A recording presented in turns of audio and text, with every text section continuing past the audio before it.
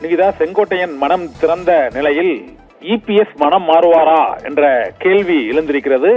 இன்னும் 10 நாட்கள் கெடு விதித்திருக்கிறார். செப்டம்பர் 15ஆம் தேதி அறிஞர் அண்ணாவின் பிறந்த நாள். அண்ணா பிறந்த நாளில் அண்ணா திமுக இணையுமா பிரியுமா என்பதே இப்போது அதிமுக தொண்டர்கள் அரசியல் நோக்கர்களிடையே உள்ள கேள்வி. இதில் எடப்பாடி பழனிசாமி 3 நடவடிக்கைகளை எடுக்கலாம் என எதிர்பார்க்கப்படுகிறது.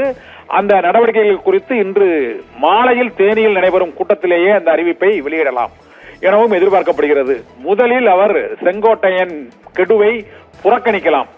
இரண்டாவது, பிரிந்து சென்றவர்களுக்கு புதிய நிபந்தனைகளை அவர் விதிக்கலாம். மூன்றாவது, செங்கோட்டையனை கட்சியில் இருந்து நீக்கலாம். இந்த 3 முடிவுகளில் எந்த முடிவை இபிஎஸ் எடுக்கப் போகிறார் என்ற கேள்விதான் இப்போது அதிமுக தொண்டர்களிடையே எழுந்திருக்கிறது.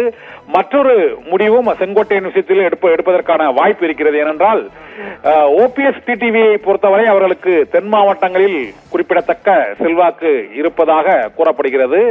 ஆனால் இவர் அதிமுகவின் கொங்கு மண்டல முகமாக திகழ்பவர் செங்கோட்டையன்.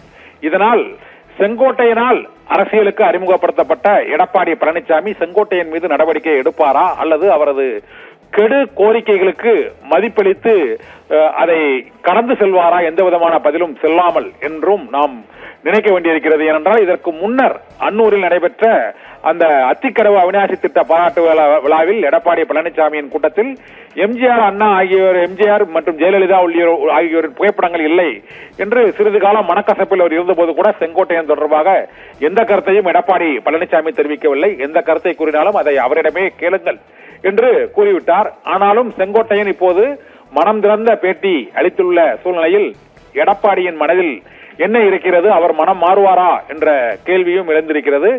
இந்த கேள்விக்கு பதிலாக இன்னும் 10 நாட்களில் என்னென்ன நடக்கப் போகிறது, 10 நாட்களுக்கு பிறகு அண்ணா பிறந்த நாள் அன்று அண்ணா திமுகவில் என்ன நடக்கும் என்பது உள்ளிட்ட பல்வேறு விதமான சந்தேகங்கள் எழுந்திருக்கின்றன.